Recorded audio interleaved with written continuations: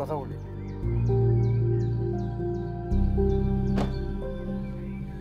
ভালো আছেন? তারপরে গ্রামের নাম কি? কাশীপুর। কাশীপুর। তো এই গ্রামে তো ওই যে শরৎচন্দ্র মহেশ নিয়ে লিখেছিল না, গফুর। গফুরদের অবস্থা কি? গফুরদের কি অবস্থা আগের মতোই আছে নাকি? বর্তমান গফুর যারা, হ্যাঁ বর্তমান গফুর যারা, বাবা কি অবস্থা সেই গফুরদের? সেইভাবেই আছে। গফুররা তো জীবনে উন্নতি হবে না। কেন? এরা তো আপনার ওদের মাথায় তো এখনো নীল চাষ করা হয়। তার মানে হচ্ছে গফুর আমিনারা এখনো ভালো হয়? না না, গফুর আমিনারা এখনো ভালো হয়নি এবং অদূর ভবিষ্যতে হবে কিনা এরাও। গ্রামটা একটু ঘুরে দেখি আপনাদের। অবশ্যই দেখো।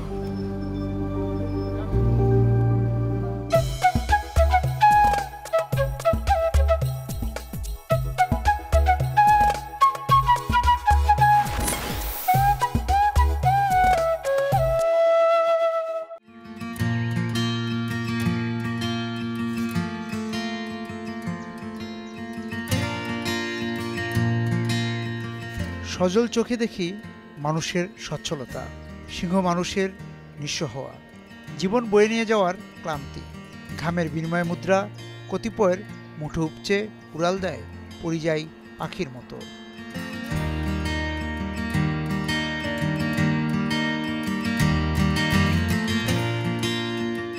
জমিনে পড়ে থাকে যে খড়কুটো মানুষ, উত্তর দক্ষিণ কোনো হাওয়াতেই তাদের জীবন দুলে ওঠে না, যেমন দোলা লাগেনি চুয়াডাঙ্গার কাশীপুর গ্রামে।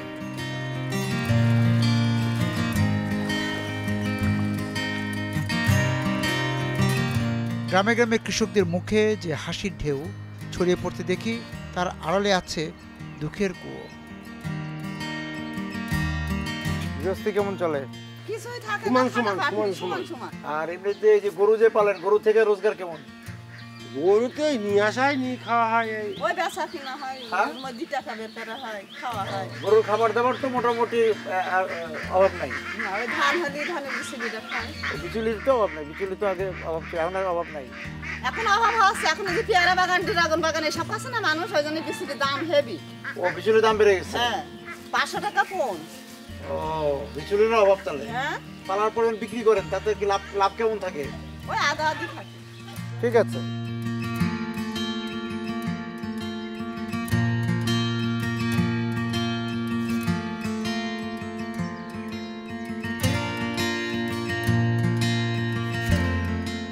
অমর কথাশিল্পী শরৎচন্দ্র চট্টোপাধ্যায়ের মামারা ছিলেন কাশীপুরের জমিদার।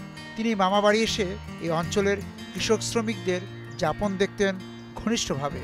সেই দেখার অভিজ্ঞতা সুখকর ছিল না।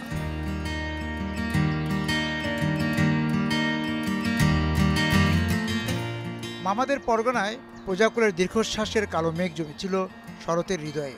কাশীপুরের গফুর ও তার কন্যা আমেনা এবং তাদের প্রিয় মহেশ নামের গরু, এই 3 চরিত্র দিয়ে সেই সময়ের গ্রামীণ জীবনের যে তৈলচিত্র মহেশ গল্পে এঁকেছিলেন শরৎবাবু, সেই চিত্রের অবিকল রূপ আজও। স্কুলে যাও? কোন স্কুলে? হাই স্কুলে। কোন ক্লাসে পড়ো? ক্লাস 7। 7। কি করো সারাদিনে? সারাদিন গরুর খাদ্য দিতে হয়, আবার মানে গা ধুয়ে দিতে হয়, আর গরুর দেখাশোনা করতে হয়, বাড়ির কাজ করতে হয়। আচ্ছা, আবার মাঠে কাজ করো? যে এমনি ঘাস কাটতে যাই। তো কয়টা গরু পালেন আপনি সব সময়? গরু পেলে লাভ হয় কিরকম? কিনে খাওয়ারই সবই সমান সমান, আবার কি লস হয়ে যায়, আবার আছে লাভ হয় না। সমান সমান কেন? জমি জায়গা নেই, তারা থেকে ঘাস খাওয়ার করতে ওরা থেকে কেটে নিয়ে আনতে হয়। ও নিজের জমি জমা না থাকলে আর এই যে এই ঘাস বিচালি পাওয়া যায় না? না না। কয়দিন আপনার পালতে হয়? 1 বছর। তাতে বিক্রি করার পর আর তেমন না, মানে সমিতির সুদ দেওয়ার থাকে না, তাহলে চলেন কিভাবে? সংসার কিভাবে চালিয়ে নিয়ে যাই। হ্যাঁ, এইটা খুব 1 লাখ বেশি দিন হইলিও, আবার নতুন করে হইলিও। ও মানে দেনার মধ্যেই থাকেন আপনি সব সময়?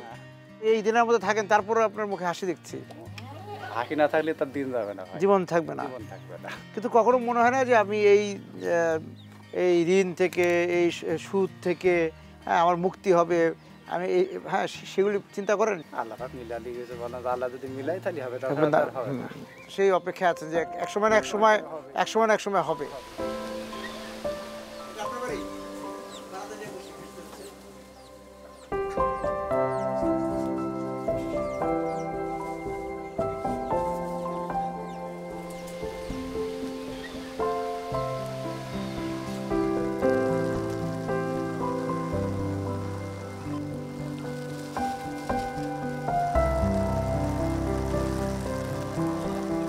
জমিদার বাড়ির অহংক হয়ে পড়েছে।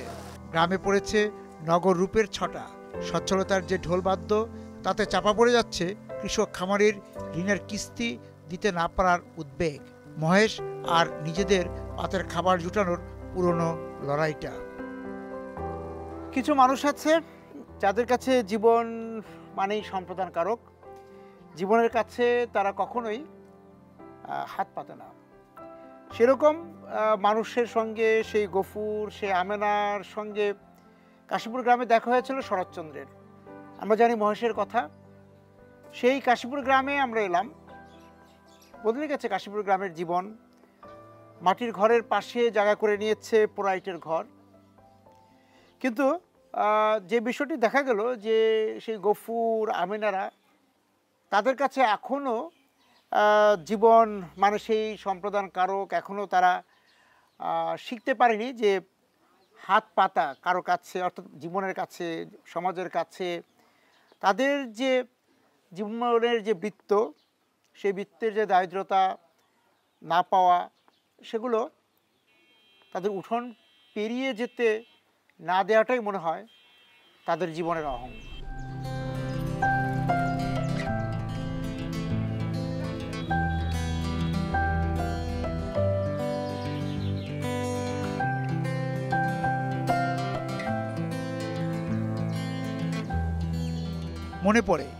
মনে পড়ে যায় অলস কোনো দুপুর, কিংবা দিনের শেষ ভাগে সাইকেলের বেল শোনার জন্যে উদ্গ্রীব হয়ে ওঠা মন। চিঠি আসবে, কথা ছিল আসার, সেই চিঠি পৌঁছতে এত দেরি কেন? ডাক পিয়নের হাতের চিঠির ফুলের কোনো পাপড়িটি কি আমার? কখনো কখনো আমার হয়েই হাতে উঠত। আবার দীর্ঘদিন ডাক পিয়ন চলে যায় বাড়ির দুয়ার পেরিয়ে, আমিও গিয়ে দাঁড়াই ডাকঘরের দুয়ারে। না, কি অবস্থা আপনাদের? কি ধরনের চিঠি আসে? মানে ব্যক্তিগত চিঠি না সাধারণ মানুষ? তালাক সংক্রান্ত বেশি বা মানে ডকুমেন্টারি তাদের এই ও ডকুমেন্টস টাইপের। কিন্তু ওই যে বাবার কাছে, বন্ধুর কাছে, মায়ের কাছে ওই ধরনের চিঠি আর আসে না। এগুলো খুব এখন হচ্ছে একটু কমে গেছে, ওগুলি কমে গিয়েছে, ওই চিঠি আসে না। আমার মনে হয় যে এখনো ইন্টারনেট বা অনলাইনের আইটি টেকনোলজির জন্যই এগুলো হয়তো মানুষ যে সাথে সাথে কথা হয়ে যাচ্ছে এগুলো। তবে আইটি টেকনোলজির যুগ যতই হোক, উপন্যাস জাতীয় যেগুলো আর মনের ভাব লিখিত যে মনের ভাবগুলো, এগুলো তো পাওয়া যাবে না। এগুলো চিঠি ছিল। আমার মনে হয় যদি সাধারণ মানুষ যদি এই মনের ভাব প্রকাশ করার জন্য এগুলো ফের আবার এই চিঠি লেখালেখি করে, তাহলে আমার মনে হয় যে আরো। আপনি চিঠি লিখেন? হ্যাঁ, আমিও লিখি। ছেলেগুলির কাছে লিখি, আমার ছেলেরা যখন থাকে চিঠি লিখে পোস্ট করেন, তাই তো? চিঠি পোস্ট করি। এই যে মানুষের একসময় চিঠির জন্য ব্যাকুলতা ছিল না, কবে চিঠি আসবে। এসে তো আপনাদের পোস্ট অফিস পর্যন্ত চলে আসতো যে আমার ছেলে দিয়েছে কিনা, বন্ধু দিয়েছে কিনা, বাবা দিয়েছে কিনা, মা দিয়েছে, তাই না? হ্যাঁ হ্যাঁ, এইগুলো মনোভাবের যে একটা ব্যাকুলতা থাকতো যে আজকে আমরা কখন আমার চিঠি আসে, কখন আমার মানি ডাক আসে। এবং গ্রামের মানুষের তো এক সময় এই যে একজনের চিঠি একজন পড়েও দিত, সেই দিন আর না, সবাই এখন মোবাইলে কথা বলে ফেলছে। কিন্তু আপনি চান যে মানুষ আবার চিঠি লিখতে শুরু করুক? আবার চিঠি লিখতে শুরু করুক। আমরা সাহিত্যিক দিক দিয়েও একদিকে আমরা আগাতে পারি, আরেকটা হচ্ছে আমার মনের ভাগগুলো প্রকাশ পাবে, এটা আমার ধারণা। আপনি ঠিকই বলেছেন। আসি, ভালো থাকেন। চিঠির জন্য অপেক্ষা প্রতীক্ষার দিনগুলোর কথা মনে পড়ল দেশের প্রথম ডাকঘর চুয়াডাঙ্গা এসে। 1806 সালে চুয়াডাঙ্গা ডাকঘর প্রতিষ্ঠিত হয়। পুরনো ভবন নেই পুরনো অভ্যাস। এখন চিঠি লেখা হয় না, মুঠোফোন প্রযুক্তির কাছে পরাজিত চিঠি। কিন্তু চিঠি, পোস্টকার্ড, খামকে ঘিরে আবেগ এখনও জমাট।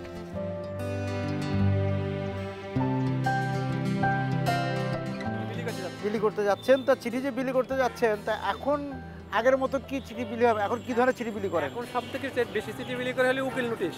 প্রথমত উকিল নোটিশ, দ্বিতীয়ত তালাকের চিঠি, তারপরে আপনার ভূমি যে মামলাগুলো হয়, জমি জমার মামলা, এইগুলো, এই সমস্ত চিঠি সব থেকে বেশি। কিন্তু এই যে ব্যক্তিগত চিঠি, সৌজন্য চিঠি, প্রেম চিঠি, এগুলো নেই। এই যে এখন যে ব্যক্তিগত চিঠি কমে গেল, তো ব্যক্তিগত চিঠি যারা লিখতেন, যারা ব্যক্তিগত চিঠির অপেক্ষা থাকতেন, তাদের যে মনোভাবগুলি তো আপনার মানে মনে আছে, স্মৃতিতে আছে। আমরা যখন প্রথম চাকরি করতে যাই, তখন ওই একটা চিঠি নেওয়ার জন্য আমার কাছে 5 দিন 6 দিন 7 দিন লোক ঘোরাঘুরি করতো। ব্যক্তিগত চিঠি আসতো, প্রেমের চিঠি আসতো, তার একটা আগ্রহ ছিল, অধীর আগ্রহে সে অপেক্ষা করতো আমার জন্য। সেই অপেক্ষা প্রতীক্ষা সেগুলো নেই। এখন হচ্ছে সব নোটিশ, সব নোটিশ, সব চিঠি এখন ডকুমেন্টসের চিঠি। চিঠির আকাঙ্ক্ষাটা নাই, চিঠি আকাঙ্ক্ষাটা নাই। কমে কমে গেছে। চিঠি মানে তো তার জ্বালা, চিঠি মানে এখন জ্বালা, কিন্তু আগে তো চিঠি ছিল হচ্ছে আনন্দ। আনন্দ, সেই আনন্দটা এই চলে গিয়েছে। তো এখন আপনি যাচ্ছেন একটা নোটিশ দিতেই নাকি? এখন একটা জিপি চিঠি আছে, ব্যাংকের চিঠি। আচ্ছা দেখি আপনার সাথে আমরা যাই, চলেন।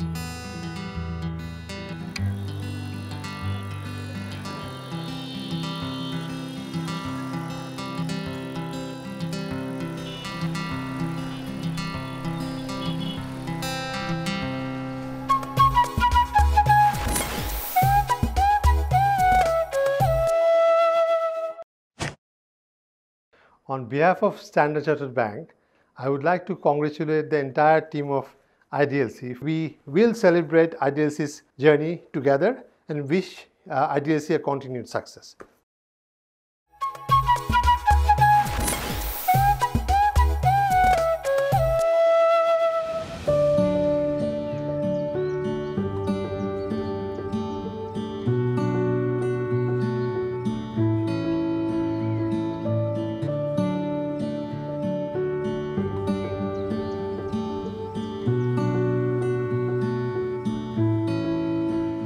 চিনি কম ব্যক্তিগত জীবনের জন্য স্বাস্থ্যকর, কিন্তু চিনি কলের মুনাফা কম বা লোকসান রাষ্ট্রের অর্থনীতির জন্য স্বাস্থ্যকর নয়।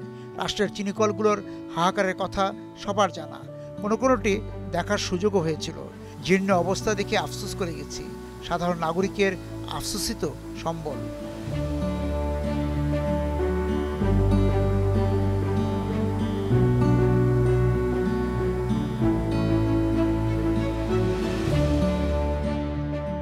বাংলাদেশের যে চিনিকলগুলো আছে তার মধ্যে সবগুলোই মোটামুটি একটা লোকসানের একটা অপবাদ আছে। সেই জায়গা থেকে এই কেরু অ্যান্ড কং তার একটা ইয়ে আছে যে লাভের মুখ দেখে সবসময় বা লাভজনক। তো এখন কি ওই যে ডিস্টিলারি বাদ দিয়ে চিনি কি লাভের মুখ দেখছে? এই প্রতিষ্ঠানে আমরা যে কয়টা প্রোডাক্ট উৎপাদন করে থাকি এর ভিতরে ডিস্টিলারি একটা, জৈব সার একটা, ভিনেগার একটা এবং আমাদের এই চিনি আছে। আমরা প্রত্যেকটা ইউনিটে আমরা লাভবান এবং চিনি কারখানায় আমরা যে চিনি উৎপাদন করে থাকি সেটা অন্যান্য বছরের তুলনায় এই বছর কিছুটা লোকসান কাটিয়ে উঠেছে এবং এই আখ 1,30,000 মেট্রিক টন মারাই করে আমরা যদি 7 রিকভারিতে চিনি আহরণ করতে পারি তাহলে আমরা আশা করি যে আমাদের এই কেরু অ্যান্ড কোম্পানি লাভের মুখ দেখতে পারবে। আপাতত শুধু চিনি দিয়ে লাভে নাই, আমাদের টোটাল কেরু ইউনিটটা আমাদের লাভে আছে, চিনিতে আমাদের লাভ নাই। তা আপনাদের তো সারও আছে তাই না? এই যে জৈব সার আছে, জৈব সার আছে, সেই জৈব সারের বাজারজাত কিরকম হয়? আমাদের সোনার দানা জৈব সার আছে। এই জৈব সারটা আমাদের আশেপাশে কেরুর আশেপাশে যে চুয়াডাঙ্গা এবং বৃহত্তর এই কুষ্টিয়া অঞ্চলের এবং বাংলাদেশের অন্যান্য অঞ্চলেও ব্যবহার হয়ে থাকে।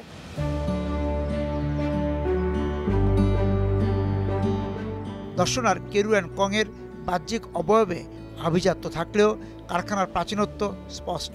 এই কোম্পানি যাত্রা শুরু করে ডিস্টিলারি বা চোলাই কারখানা হিসেবে।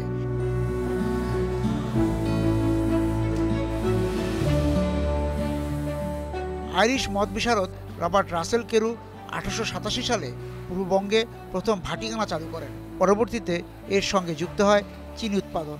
এখনও কেরু অ্যান্ড কংয়ের লাভের মুখ দর্শনের রহস্য বিভিন্ন ব্র্যান্ডের মদ। স্থানীয় বাজারে কেরু ব্র্যান্ডের চাহিদা তৈরি হয়েছে। কেরু অ্যান্ড কং তো মোটামুটি যে এই ডিস্টিলারি দিয়েই তো লাভের মুখ দেখে, সেই ক্ষেত্রে এখানকার উৎপাদন নিয়ে যদি আপনি বলেন। কেরু অ্যান্ড কোম্পানি 1938 সালের থেকে বাংলাদেশের বাজারে আপনার অ্যালকোহলজাত পণ্য সরবরাহ করে আসতেছে। তো আমরা এখন আপনার এই অটোমেটিক মেশিনের মাধ্যমে ফরেন লিকার উৎপাদন করায় আমাদের বাজার চাহিদা পূর্বের থেকে বৃদ্ধি পেয়েছে এবং আমাদের যারা কাস্টমার তারা এই অটোমেটিক মেশিনের যে প্রোডাক্টটা সেটাতে তারা স্যাটিসফাইড এবং এই অটোমেটিক মেশিনের প্রোডাক্টের মাধ্যমে আমরা বাইরের যে ইম্পোর্টেড আইটেম তার সাথে কম্পেয়ার করতে পারছি। বছরে আমরা কেস হিসেবে বলি পার কেসে হলো 9 লিটার, আমরা অলমোস্ট 2 লাখ কেস প্রতি বছর বিক্রি করি। আচ্ছা, স্থানীয় বাজারে।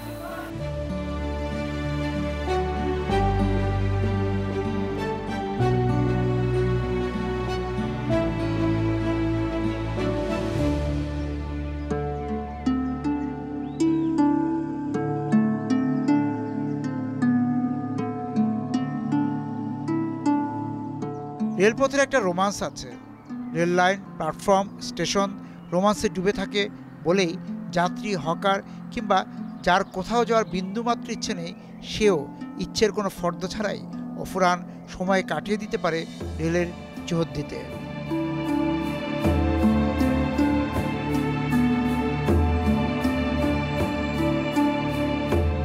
বাংলাদেশের প্রথম রেল লাইন এলো 1862 সালে। দর্শনার এই রেল স্টেশনটি তখন ব্যস্ততা আর কোলাহলে মুখর। কলকাতা, গোয়ালন্দ, ঢাকা, নারায়ণগঞ্জ শুধুই যাত্রী ও পণ্য পরিবহনের সম্পর্ক ছিল না, রেল লাইনের শিরার সঙ্গে দুই পারের মানুষের হৃদয়ের ছিল যোগাযোগ। এটা তো প্রথম রেল লাইন না? মানে আপনারা এই স্টেশনকে কিভাবে দেখেছেন? মানে আপনারা যখন ছোটবেলা থেকে স্টেশন কিরকম দেখলেন? তিনটা গাড়ি চলতো। একটা আপনার হচ্ছে ঝুটিকা, তিতুলির, রায়টা। তখন এই স্টেশনের ব্যস্ততা কেমন ছিল? প্রচুর ব্যস্ত ছিল। তখন ওই লোকজন খুব জমজম ছিল, জায়গাটায় বেশ ইনকাম হচ্ছিল মানুষের। এখন তো সেই ইনকামটা নাই। কোথায় কোথায় যেতে? রাজবাড়ি থেকে আসতো, সৈয়দপুর থেকে আসতো, এদিকে আপনার হচ্ছে রায়টাঘাট থেকে আসতো। অচল হলো কবে? অচল ওখান থেকে আজকে 20 বছর আগে। 1947-এর দেশ বিভাগ, দুই দেশের মধ্যকার রেল যোগাযোগ বিচ্ছিন্ন হয়ে যায়। রাজশাহী, রংপুরের সাথে তৎকালীন পূর্ব পাকিস্তানের খুলনার সাথে সরাসরি রেল যোগাযোগ ব্যাহত হয়। তৎকালীন পূর্ব পাকিস্তান সরকার দ্রুত দর্শনা জংশন থেকে যশোর জংশন পর্যন্ত নতুন রেলপথ স্থাপন করে। সময় 1951। চালু হয় দর্শনা হল্ট স্টেশন।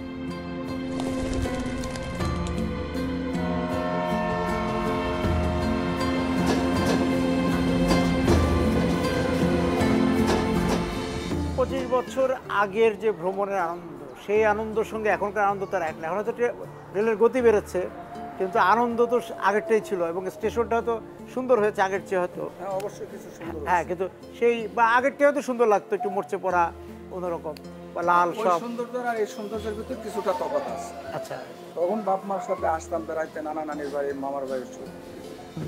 আর এখন নিজের প্রয়োজনে আসা, এখনকার সুন্দর দাদা আর তখনকার সৌন্দর্য কিছু ব্যতিক্রম আছে। কিভাবে যেতেন তখন? ঈশ্বরদী ওই 23 আপে যাইতাম, মানে ওই মেল ট্রেনে। আবার অনেক সময় সীমান্ত ট্রেনেও যাইতাম। আর এখন তো প্রচুর ট্রেন, মানে কত জায়গায় থেমে থেমে যেত? প্রতিটা স্টেশনে দাঁড়ায়। মানে এখান থেকে রওনা দিয়ে মানে থেমে থেমে থেমে থেমে থেমে একদম ঈশ্বরদী পৌঁছাইতে 4-5 ঘন্টার সময়। আচ্ছা, আর এখন 1-1.5-2 ঘন্টার ভিতরে পৌঁছে যাচ্ছে। জি, রেল স্টেশনও তার হয়তো আগের সময়টাকে হারিয়েছে, আবার নতুন সময় পেয়েছে। হ্যাঁ, অবশ্যই। ঠিক আছে, ভালো থাকেন ইনশাআল্লাহ। এই 40 বছর না, আরও 40 বছর, বহু 40 বছর আইডিএলসি বেঁচে থাকুক এবং বাংলাদেশের অর্থনীতিকে অনেক বেশি উজ্জ্বল করে রাখুক।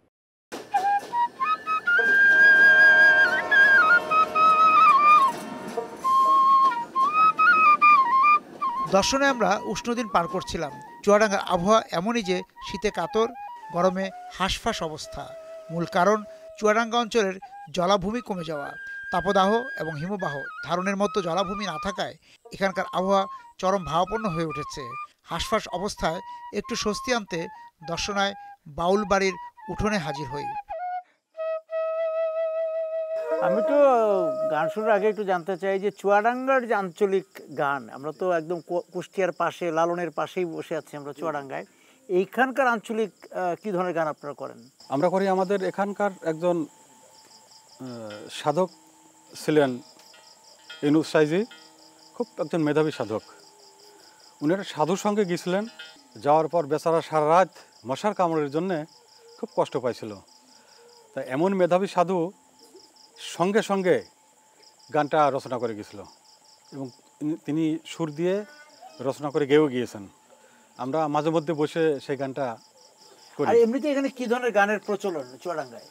গানের প্রচলন বলতে আপনারা কি লালন সাইজির গানই করেন না এখানকার নিজস্ব চুয়াডাঙ্গার আলাদা কোনো? লালন সাইজির গানের পাশাপাশি এখানকার যে সমস্ত লালন অনুসারী মানুষ আছেন, সাধক আছেন, তাদের লেখার কিছু গান আমরা করি। সেই ধরনের একটি গান আমরা করতে যাচ্ছি, লালন অনুসারী সাধক ইউনুস ফকিরের একটা গান। আচ্ছা, ইউনুস ফকিরও সাইজির অনুসারী। অনুসারী। আচ্ছা, শুনি আমরা গানটা।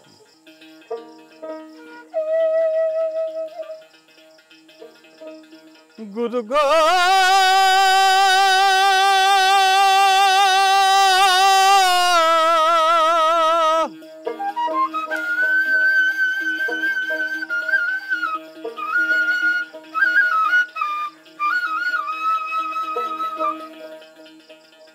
মশা মারব কি এক থাপ্পড়ে, ও মশা মারব কি এক থাপ্পড়ে, সারা রাতে ঘুম হইল না মশার কামড়ে।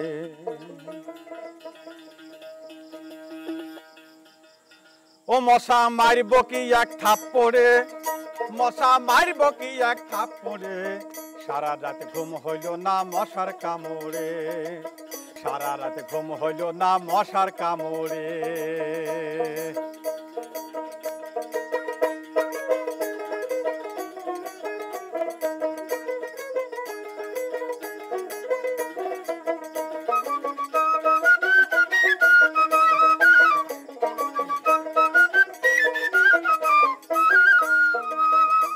মশাই অতি বুদ্ধিমান,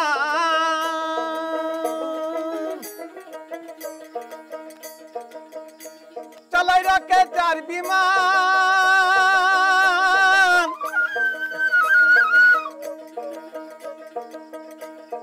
গুনগুন মশার শব্দে আমার উড়ে যায় পরাণ।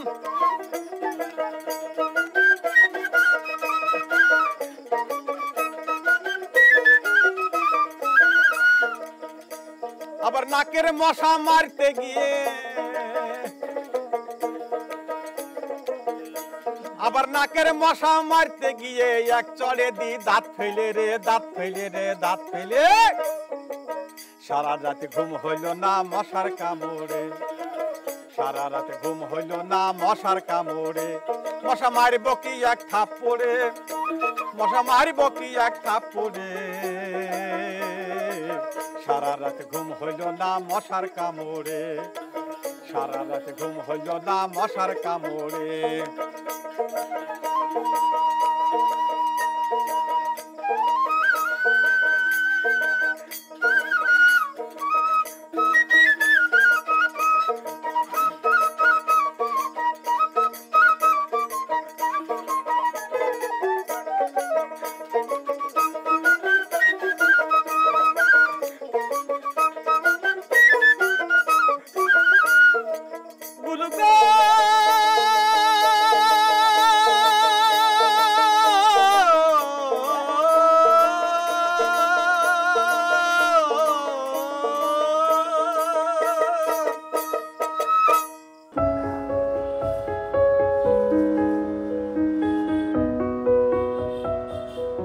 বইয়েরও প্রাণ আছে। শহরে গ্রামে যখন ঘুরে বেড়াই তখন চোখ কান পেতে রাখি সেই প্রাণের সঙ্গে মানুষের সম্পর্ক গাঢ় হচ্ছে নাকি বাড়ছে দূরত্ব। ওই কৌতূহল থেকে একটি গণপাঠাগারে ঢু দেয়া, বইয়ের উপর ধুলোর আস্তরণ, বস্তাবন্দি বই সংবাদ দেয় মানুষ এবং বই দুইয়ের দূরত্ব বিচ্ছেদ বাড়ছে। চুয়াডাঙ্গার যে পড়ালেখার যে পরিবেশ, হ্যাঁ মানে বইয়ের সঙ্গে সম্পর্ক শহরের ছেলে মেয়েদের কীরকম, এখন বই পড়ার অভ্যাসটা কীরকম আছে চুয়াডাঙ্গা শহরে? ব্যক্তিগতভাবে যে পড়া, পাঠাগারে না এসে তো পড়া, আপনার কাছে কী মনে হয় এখানকার ছেলে মেয়েদের সাংস্কৃতিক চর্চা দেখে কি মনে হয় যে বইয়ের সঙ্গে সম্পর্কটা কমে যাচ্ছে কিনা? একটু তো কমে যাচ্ছে, কারণ হলো এখন যে ওই যে আধুনিক যে মোবাইলের ভেতরে তো অনেকটাই ঢুকে গেছে। যেমন একটা বাড়িতে পড়া থেকে ওই মোবাইলের মধ্যেই তারা নিবদ্ধ হয়ে যায় বেশি, পাঠ্যাভ্যাসটা কমে গেছে, পাঠ্যাভ্যাসটা একটু কমে গেছে। স্কুলেও যেটা পাঠ্যাভ্যাসের চর্চা ছিল সেটাও এখন আর আগের মতো নাই, বইমেলা স্কুলে পড়া সেগুলো এখন নাই। জি জি জি। তারপরে বার্ষিক বইমেলা হয়, এখনো বইমেলা হয়, আমাদের এখানেও বইমেলা হয়, এবং আমরা চাই যে এর গতিটা বৃদ্ধি পাক। এবং গতিটা বৃদ্ধি পাওয়ার জন্য যা যা করণীয়, আসলে অট্টালিকা করলেই তো আর হবে না, এর সাথে যে ছেলে মেয়েদেরকে উদ্বুদ্ধ করতে হবে, তাদের মন মানসিকতাকে ওই মোবাইল থেকে সরিয়ে নিয়ে এসে তাদেরকে এই সমস্ত জ্ঞান চর্চার জায়গায় নিয়ে আসতে হবে।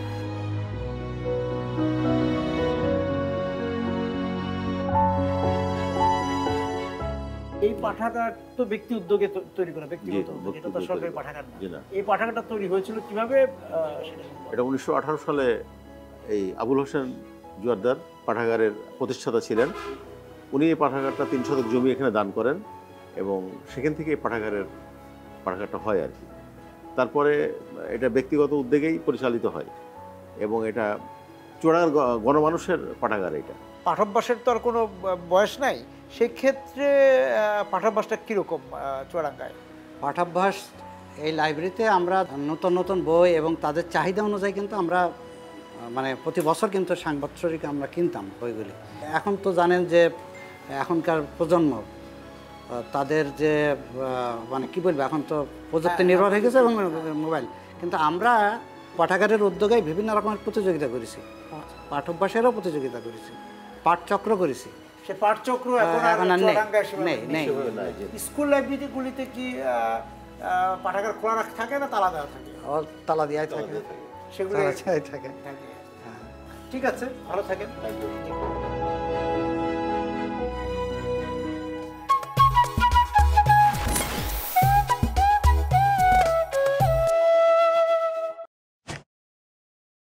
IDLC's 40th anniversary, I would like to take this opportunity and communicate my congratulations to all stakeholders of IDLC Finance.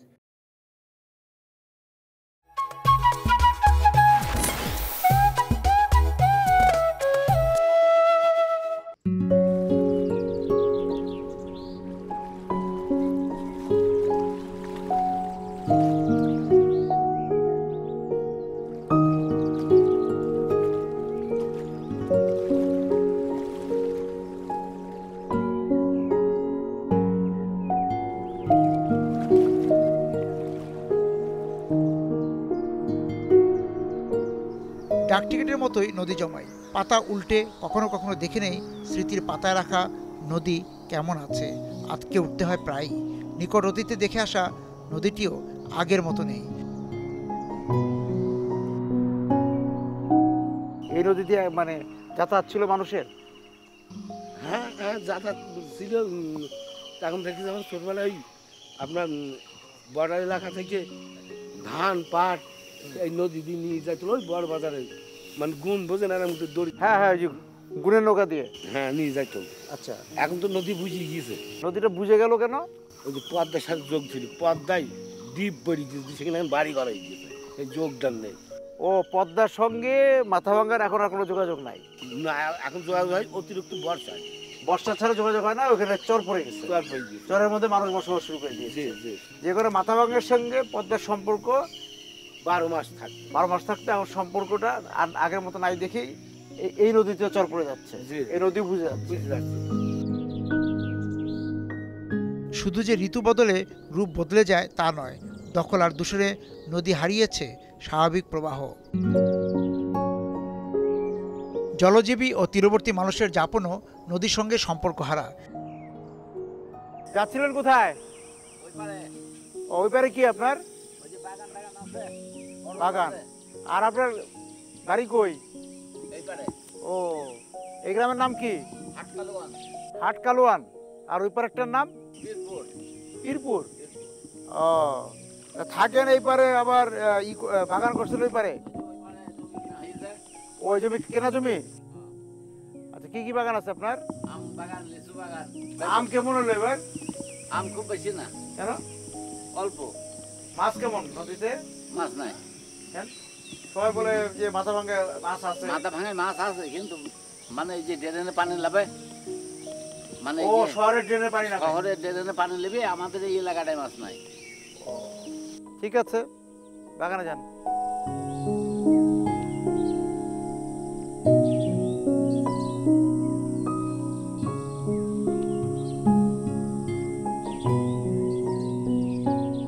চুয়াডাঙ্গার মাথাভাঙ্গা নদীর সঙ্গে পুরনো পরিচয়। দেখা হলো অনেকদিন পর। মাথাভাঙ্গা আরেক ধাপ লাবণ্য হারিয়েছে। জোয়ার ভাটা এই নদীকে প্রভাবিত না করলেও সৌন্দর্যের ভাটা প্রভাবিত করেছে তীরবর্তী মানুষদের। কোথায় যান ভাই? বাসায় যাই। বাসা কি ঘাস কাটলেন? জি। বাসা কোন দিকে? হাটকালুগঞ্জ এই সাইডে। ওই পারে? জি। ও, নদীর ওপারে। নদীর ওপারে। এই যে নদীকে ধরেই তো আপনাদের জীবন। জি। তা নদী কেমন আছে, আপনারা কেমন আছেন? নদী ভালো নেই, নদী শুকাই গেছে। আগে কিভাবে ব্যবহার করতেন নদীর পানি? আগে নদীর পানিটা সম্পূর্ণটাই ব্যবহার করা যেত, খাওয়া যেত, গোসল করা যেত, সব কিছু ব্যবহার করা যেত। এখন গোসল করলেও গায়ে ঘা হয়। আচ্ছা, ওই পারে আপনার বাড়ি না? জি। ঠিক আছে, দেখা হবে। আল্লাহ ভরসা।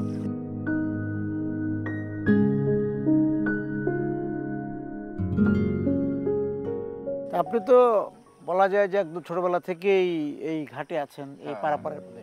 এই দুই পারের মানুষ, মানে এটা শহর, এটা গ্রাম, হ্যাঁ, এখানে কয়টা গ্রাম এদিকে? অনেক গ্রাম আছে। আচ্ছা, সব গ্রামের মানুষ মানে শহরে যাওয়ার জন্য এইটাই ব্যবহার করে? না, আগে এটা ব্যবহার করতো। আমরা যেমন ছোটবেলায় আসতাম নদীতে, এই ঘাটে, তখন হচ্ছে আপনার এই সাইডের লোক সব এমডি পার হতো। এখন ধরেন রোড ঘাট হয়ে গেছে, তো এখন ধরেন অমদিও যায়, আবার এমদিও আসে, কমে গেছে। হ্যাঁ, এখন তো 5 টাকা নেন, আগে কত নিতেন শুরুর দিকে? ছোটবেলায় আসতাম তখন ধরেন 5 আনা, 10 আনা, 25 পয়সা এরকম ছিল। আর এখন 5 টাকা? এখন 5 টাকা। আচ্ছা, তার ডাকের পরিমাণও বেড়েছে? ডাকের পরিমাণও বেড়েছে। গেলাম, ভালো থাকেন।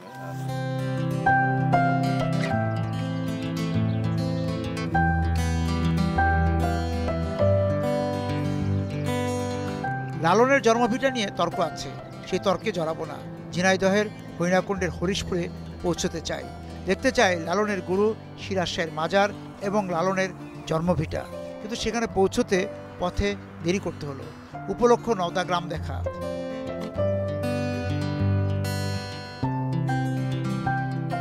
আপনি কি কাজ করছেন এখন? কি বানাচ্ছেন? একটা কানের দুলতে মানে কজনের স্পর্শ লাগে? আচ্ছা, মানে 2 থেকে 3 জনের মধ্যে, 3 জনের মধ্যে হয়ে যাচ্ছে। তো সেক্ষেত্রে মজুরিটা কিভাবে হচ্ছে এক একজনের? আমার মাল, আমার সব, আমার সাজানোর টাকা আমার দিতে হবে। ও, পুরো কাঁচামাল আপনাদের? পুরো খুচরো জিনিস আমাদের কিনতে হয় বাজার থেকে। যারা আপনাদেরকে কাজের অর্ডার দিচ্ছে তারা কাঁচামাল দিচ্ছে না? আচ্ছা, তো এরকম ধরেন যে প্রতিদিন কতটুকু কাজ করতে পারেন, কতগুলো? সাংসারিক পাশাপাশি যে যেমন আয় করতে পারবে, যে কত যে হবে এরকম নির্দিষ্ট কোনো। তারপর ধরেন গড় একটা হিসাব আছে না? এরপরে ইনকাম তাদের দেখা যাচ্ছে 200, 300, 400 এরকম করতে পারে, যাদের এদের পরে ইনকাম করে ভরসা করে থাকে। স্বামী স্ত্রীও করে, এখানে অনেক পদ্ধতি, মেয়েরা করে, বিটার বউরা করে, স্বামী স্ত্রী করে, এক একজন এক এক রকম। কতগুলো ঘরে হয় এরকম? প্রতিটা ঘরেই প্রায় এইসব কাজ। আচ্ছা, আপনার গ্রাম কোনটা আপা? এটা আমার শ্বশুর বাড়ি, আর আমার আছে নিজস্ব গ্রাম আছে কানাইডা, মানে আমার বাবার বাড়ি। ও, কোনটা? কানাইডা। ও আচ্ছা, এখানে তো দেখা যায় যে বৌমারাই বেশি। হ্যাঁ, এখানে বৌমা শাশুড়িরা। হ্যাঁ, বৌমা শাশুড়ি বেশি। ওই মেয়েরা বিয়ের পর চলে যায়, বাস শেষ। আবার যে বৌমারা আসছে তারা কাজে, তারাও করে, সেখানে মেয়েরাও করে। মেয়েরা বিয়ের আগ পর্যন্ত করে, তাই তো? বিয়ের পরেও এই মাল করে। ও আচ্ছা, নিয়ে যায় এখান থেকে? হ্যাঁ, নিয়ে যায়, এখানে বেঁচে থেকে যায়।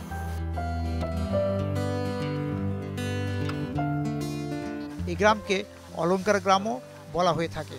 অবশ্য শুধু নওদা গ্রাম নয়, সীমান্তবর্তী মহেশপুর উপজেলার বেশ কয়েকটি গ্রামেই সিটি গোল্ড বা ইমিটেশনের অলঙ্কার তৈরি হচ্ছে সেই 2003 সাল থেকে। এখানে এই যে যা দেখছি এগুলো কি সব আপনার এখানে তৈরি হচ্ছে? জি স্যার, এগুলো সব আমার এখানকার প্রোডাক্ট। আচ্ছা, আপনি তৈরি করেন একা? যে আমার কারিগর আছে আর আমি নিজে এগুলো ডিজাইন করি। ও, আপনি নকশা করে দেন? জি জি। তার ওই যে কারিগররা কি কি করে? কারিগরদের দিয়ে কি করেন? বিভিন্ন ধরনের আইটেম আছে আমার, সীতাহার আছে, চিক আছে, কণ্ঠ আছে, কানের দুল আছে, আংটি আছে। এক এক কারিগরের কাছে এক এক ধরনের আইটেম আপনার অর্ডার দিই। আচ্ছা, তো এই কাঁচামালগুলো কোথা থেকে আনেন? কাঁচামাল মানে যেটা আপনার মেটাল বলে, যেটা আমরা, এগুলো আমাদের এখানে বাজারে পাওয়া যায়। এগুলো মূলত ইন্ডিয়া থেকে আসে। আচ্ছা, এখন এখানে কত কারিগর যুক্ত আছে? হিউজ পরিমাণ, হাজারে হাজার ফ্যামিলি, মানে হাজার পাঁচেক হবে, কয়েক লক্ষ মানুষ এর সাথে জড়িত আছে, কয়েক লাখ মানুষ, কয়েক হাজার ফ্যামিলি এর থেকে ইনকাম করে রুজি মানে ব্যবস্থা করছে। এই যে যেগুলো আপনারা অলংকার তৈরি করে এগুলো তো বিভিন্ন শহরে যাচ্ছে? জি জি, বাংলাদেশের বিভিন্ন শহরে যায় এবং দেশের বাইরেও যায়। দেশের বাইরেও যায়? জি জি। এবং সারা বছরই কাজ থাকে, তবে আপ ডাউন হয়, ডাল সিজনের একটা ব্যাপার আছে। আবার কিছু কিছু সময় আপনার ইন্ডিয়া থেকে তো কাঁচামাল আসে, ওখানে আপনার কাঁচামাল যদি ওখান থেকে আনা নেওয়ার জন্য যে একটা ডিলটা, একটা ইয়ে ব্যবস্থা, ওই সময় একটু আমাদের কাজে। হার তৈরি করতে কতটুকু সময় আপনাদের? এগুলো তো সীতাহার। সীতাহার এগুলো আমাদের দিনে 1 পিস তৈরি করা সম্ভব। এটার জন্য কত মজুরি কত পায় যিনি তৈরি করেন? এগুলো 1200 টাকা, 1000 টাকা, 800 টাকা, ডিজাইনের উপরে আপনার কাজে। আচ্ছা, মানে এটা যে তৈরি করবে 700 টাকা পাবে? হ্যাঁ।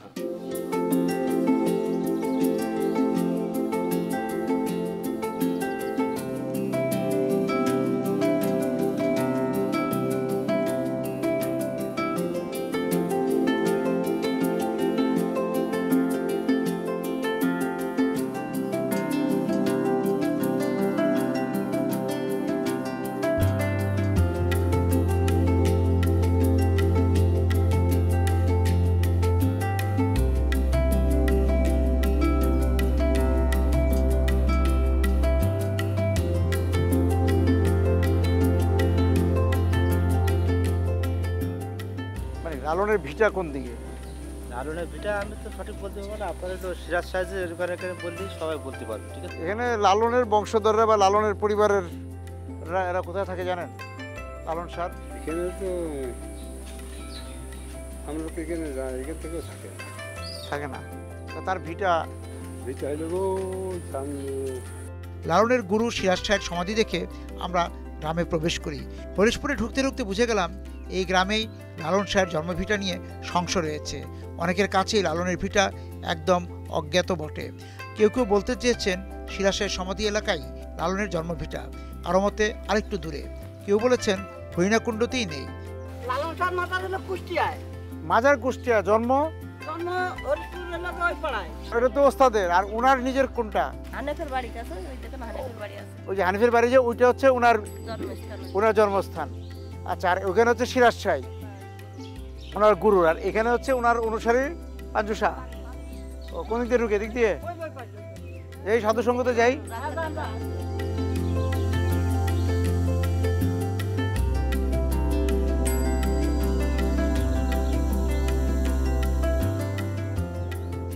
আজকে পাঞ্জু ধাম। আচ্ছা আচ্ছা, না আমরা সে বাড়ি। এটা কি আপনার বাড়ি? ও গুরুজির বাড়ি। যে জয়গুরু। আমরা আসলাম লালনের ভিটা বা জন্মস্থানের সন্ধানে আর কি। তা ওনার ভিটা বা জন্মস্থান তো আবার এই যে অনেকে বলছে এদিকে। ওদিকে না, পথে এদিক দিয়ে যাওয়া লাগবে। না, ওটা তো হলো স্কুল। ওই যে স্কুল ছাড়াই ওটা তো সিরাজ সাহেবের যে হ্যাঁ ওই জায়গায়। আবার কেউ কেউ বলছে এখানে যে হানিফের বাড়ি, যে ওইটা মানে ওটা তো জন্মসূত্র বলা, যে ওনার ভাস্তির থেকে আচ্ছা একটা সূত্র বেরিয়ে ওনারা এরকম একটা সূত্র বের করছিল। জন্মটা ওনার ওখানে। আচ্ছা, কিন্তু ওনার ভাইয়ের মানে ওনার লালন সাহেবের বোনের কোনো তরফ থেকে ওনারা আচ্ছা এইরকম। কিন্তু ওনার তো এই যে এই গ্রামের নাম কি? হরিশপুর। মানে হরিশপুর ওনার জন্মস্থান, এটা নিয়ে তো কোনো তর্ক নাই। জি না, আচ্ছা, মানে হরিশপুর যে ওনার জন্মস্থান এটা সত্য। ঠিক আছে, আপনাদের এখন সেবা গ্রহণের একটা সময়। না ঠিক আছে, না লালনের ভিটা খুঁজতে গিয়ে পাঞ্জু শাহের সমাধি আশ্রমের দেখা পেয়ে যায়। সেই সাধু সঙ্গে গিয়েই মূলত নিশানা পাই লালনের বসত ভিটা। কোথায় এটা? ওটা আপনার হাই স্কুলের ওই পাশে একটু আগে, ঝাড়ের ভিতরে। লালন শাহ পাঞ্জু শাহ পাশাপাশি, ওনারা ভালোলা গ্রামে তার জন্ম।